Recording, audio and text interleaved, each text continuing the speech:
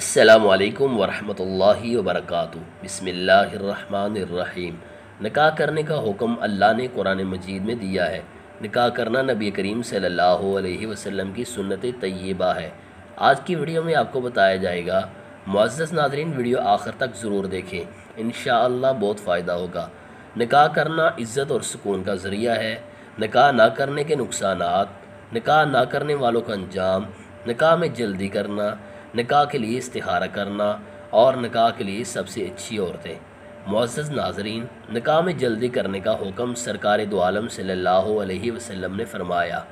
اے علی رضی اللہ تعالیٰ عنہ، 3 چیزوں میں تاخیر نہ ہونی چاہیے: نماز جس کا وقت آ جائے، اور جنازہ جب کہ حاضر ہو جائے، اور بے نکاح لڑکی جب اس کے لیے لڑکا مل جائے۔ ترمذی شریف۔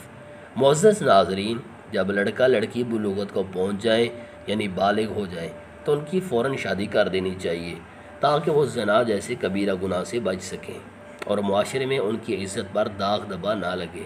اگر والدین بغیر کسی شرعی عذر کے اگر بچے اور بچی کی بلوغت کے بعد شادی جان بوجھ کر لیٹ کرتے ہیں اور بچے والدین کی وجہ سے گناہ میں ملوث ہوتے ہیں تو اس میں والدین بھی گناہگار شریک ہوں گے۔ شادی کے لیے سب سے بہترین اور اچھی عورتیں کون سی ہیں؟ حضرت ابو ہریرہ رضی اللہ تعالیٰ عنہ سے روایت ہے کہ رسول اللہ صلی اللہ علیہ وسلم سے عرض کیا گیا کہ کون سی عورت سب سے اچھی ہے؟ آپ صلی اللہ علیہ وسلم نے فرمایا کہ جو ایسی ہو کہ جب اس کو شوہر دیکھے تو اس کا دل خوش ہو جائے، اور جب اس کو کوئی حکم دے اس کو بجا لائے، اور اپنی ذات اور مال کے بارے میں کوئی ناگوار بات کر کے اس کے خلاف نہ کرے۔ سنن ترمذی۔ جبکہ ایک دوسری روایت ابو داؤد کے اندر موجود ہے۔ حضرت ماقل بن یسار رضی اللہ تعالی عنہ سے روایت ہے کہ رسول اللہ صلی اللہ علیہ وسلم نے فرمایا، ایسی عورت سے نکاح کرو جو محبت کرنے اور بچے جننے والی ہو، کیونکہ میں تمہاری کثرت اولاد کی وجہ سے دوسری امتوں پر فخر کروں گا۔ اگر وہ بیوہ عورت ہے تو پہلے نکاح سے اس کا اندازہ ہو سکتا ہے کہ اپنے شوہر سے محبت کرنے والی اور بچے جننے والی ہے۔ اگر کنواری ہے تو اس کی تندرستی اور اس کے خاندان کی نکاح کی ہوئی عورتوں سے اس کا اندازہ ہو سکتا ہے۔ سرکار دو عالم صلی اللہ علیہ وسلم نے ارشاد فرمایا کہ جس نے کسی عورت سے صرف اس کے حسن و جمال اور مال و دولت کی وجہ سے شادی کی تو وہ دونوں اس کے ہاتھ سے نکل جاتے ہیں، لیکن جس نے دینداری کو اہمیت دی اسے مال و جمال یعنی مال و دولت اور خوبصورتی دونوں حاصل ہوں گے۔ اس زمانے میں اچھا رشتہ ملنا مشکل ضرور ہے لیکن ناممکن نہیں۔ اس کام میں جلد بازی سے کام نہیں لینا چاہیے بلکہ خوب دیکھ بھال کرنی چاہیے۔ عام طور پر سب سے پہلے لڑکی کا کردار دیکھا جاتا ہے، کیونکہ غلط کردار عورت صرف ایک مرد پر قناعت نہیں کر سکتی۔ جیسا کہ ماڈرن دور میں یہ دیکھنے میں آتا ہے کہ ایسی عورتیں اپنی آزاد زندگی میں وعدہ کسی اور سے کرتی ہیں، شادی کسی اور سے، اور محبت کا دم کسی تیسرے سے برتی ہیں۔ اس طرح کی عورتیں شوہروں کے لیے ایک زبردست المیہ بن جاتی ہیں، جس کی وجہ سے وہ ذہنی انتشار کا شکار ہو جاتا ہے اور زندگی مشکل بن کر رہ جاتی ہے۔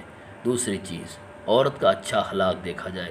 برے اخلاق والی اور برے کردار والی عورت زبان دراز عورت، ناشکری عورت، گستاخ اور بے ادب ہوتی ہے۔ تیسری خوبی یہ ہے کہ عورت کا حسن و جمال دیکھیں۔ خوبصورتی الفت و محبت اور فرحت و انبساط کا سبب بنتی ہے، اس لیے شریعت اس کی اجازت دیتی ہے۔ بزرگوں کا قول ہے کہ بے دیکھے جو شادی ہو جاتی ہے اس کا انجام عام طور پشیمانگی اور ندامت اور افسوس ہوتا ہے۔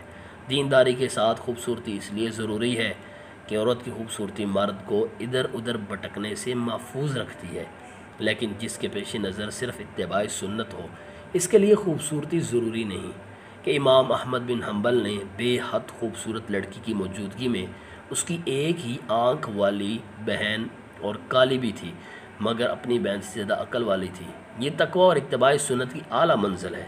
حضور کائنات صلی اللہ علیہ وسلم نے ارشاد فرمایا، بچو تم گھورے کی ہریالی سے۔ صحابہ کرام نے عرض کیا، یا رسول اللہ، ہمارے ماں باپ پر قربان ہو، گھورے کی ہریالی سے کیا مراد ہے؟ فرمایا، بری جگہ کی خوبصورت عورت یعنی برے خاندان کی خوبصورت عورت سے نکاح کرنے سے بچنا چاہیے، اس لیے کہ بری رگیں اپنی طرف کھینچتی ہیں۔ شریف خاندان اور شرافت کی قید اس لیے لگائی جاتی ہے تاکہ اچھی رگیں، اچھا خون اپنی طرف کھینچیں۔ مذہب اسلام میں علم اور حسن عمل اور تقوی سب سے بڑا معیار ہے، نیز جہاں تک ہو سکے کنواری عورت کو ترجیح دی جائے کہ کنواری عورتیں زیادہ محبت کرتی ہیں۔ مطلقہ اور بیوہ عورتیں اکثر اپنے دل میں پرانے شوہر کی یادیں بسائے رہتی ہیں۔ حضرت جابر رضی اللہ تعالی عنہ نے ایک بیوہ عورت سے نکاح کیا۔ حضور صلی اللہ علیہ وسلم نے فرمایا، اے جابر، تم نے کسی دوشیزہ سے نکاح شادی کیوں نہیں کی؟ جو تمہارے ساتھ کھیلتی تو تم اس کے ساتھ کھیلتے۔ معزز ناظرین، لیکن یہ باتیں جوانوں کے لیے ہیں، عمر رسیدہ بوڑھوں کے لیے نہیں، کہ منہ میں دانت اور پیٹ میں آنت نہ ہو، مگر اپنی دولت کی بنیاد پر کسی دوشیزہ سے شادی کریں جس کے عموماً ہولناک نتائج ظہور پذیر ہوتے رہتے ہیں۔ نیز کسی بد مذہب گھرانے جس کی گمراہی کفر کی حد تک داخل ہو چکی ہو، ان سے رشتہ کرنا حرام ہے، نہ ان کو رشتہ دے سکتے ہیں نہ لے سکتے ہیں۔ بعض لوگ اس خوش فہمی میں مبتلا ہیں کہ ان کو اپنی لڑکی تو نہیں دیتے، مگر ان کی لڑکی یہ سمجھ کر لے آتے ہیں کہ اسے سنی بنا لیتے ہیں۔ یہ رجحان بھی صحیح نہیں، اس انداز فکر سے بھی بچنا چاہیے۔ دوستی، محبت اور ناطہ صرف اللہ عز و جل کے لیے ہی ہونا چاہیے۔ معزز ناظرین، نکاح کے لیے استخارہ کرنا، استخارے کا مطلب اللہ عز و جل سے بھلائی طلب کرنا ہے، یعنی کسی اہم مقصد، اہم کام کا ارادہ کریں تو اس کے کرنے سے پہلے استخارہ کریں۔ استخارہ کرنے والا گویا اللہ تعالیٰ کی بارگاہ میں التجا کرتا ہے کہ اے اللہ، مجھے ارشاد فرما دے کہ یہ کام میرے حق میں بہتر ہے یا نہیں۔ استخارے کا طریقہ یہ نہیں ہے کہ ارادہ بھی کر لو پھر برائے نام استخارہ بھی کر لو، بلکہ اپنے کام کے ارادے سے پہلے استخارہ کرنا چاہیے۔ استخارہ خود کرنا چاہیے۔ استخارہ کرنے کا طریقہ: پہلے 2 رکعت نماز اس طرح پڑھیں کہ پہلی رکعت میں سورہ فاتحہ کے بعد سورہ کافرون اور دوسری رکعت میں سورہ فاتحہ کے بعد سورہ اخلاص یعنی قل هو اللہ احد پڑھیں، اور پھر سلام پھیر کر دعائے استخارہ پڑھیں۔ گوگل پر جا کر آپ لکھیں استخارہ کی دعا تو آپ کو وہاں سے استخارہ کی دعا مل جائے گی، آپ وہ دعا پڑھ لیں۔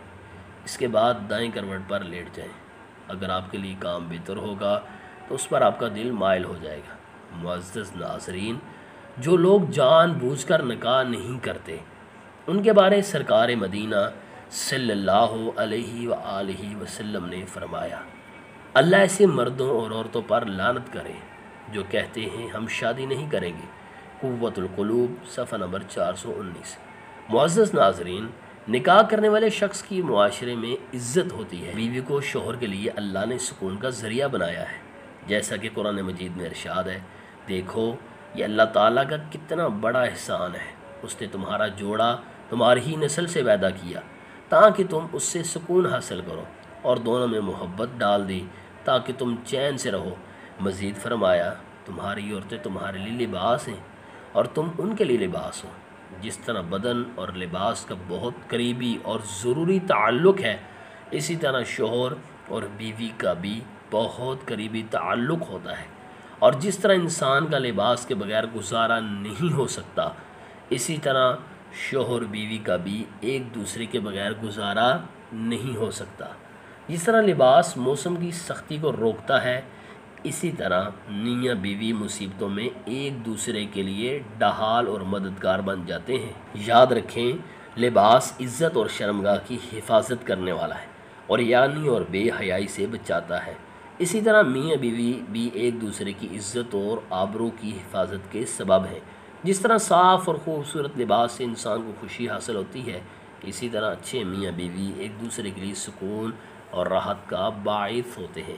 دوسرا یہ کہ لوگ بیوی والے کو سانڈ نہیں سمجھتے، اپنی بیوی بچوں پر اس کی نفسیاتی خواہش کا خوف نہیں کرتے، اور بے نکاح آدمی کو مثل سانڈ کے سمجھتے ہیں۔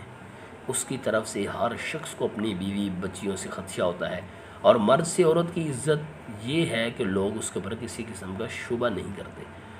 میاں چاہے پاس رہے یا پردیس میں رہے، اور نکاح سے پہلے عزت و آبرو ہر وقت خطرہ میں رہتی ہے۔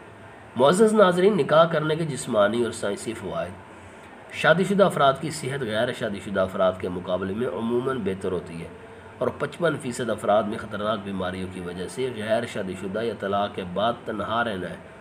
شادی کرنے سے ذہنی سکون ملتا ہے، شادی شدہ افراد کی عمر غیر شادی شدہ افراد کی نسبت زیادہ طویل ہوتی ہے۔ 21% شادی شدہ افراد کی نسبت زیادہ طویل ہوتی ہے۔ 21% شادی شدہ افراد کے مقابلے میں 55% غیر شدہ یا طلاق یافتہ افراد خطرناک بیماریوں کا شکار ہوتے ہیں۔ معزز ناظرین، اگر آپ کو ہماری ویڈیو اچھی لگی ہے تو پلیز لائک کیجیے۔ مزید ایسی ویڈیوز دیکھنے کے لیے ہمارے یوٹیوب چینل کو سبسکرائب کیجیے۔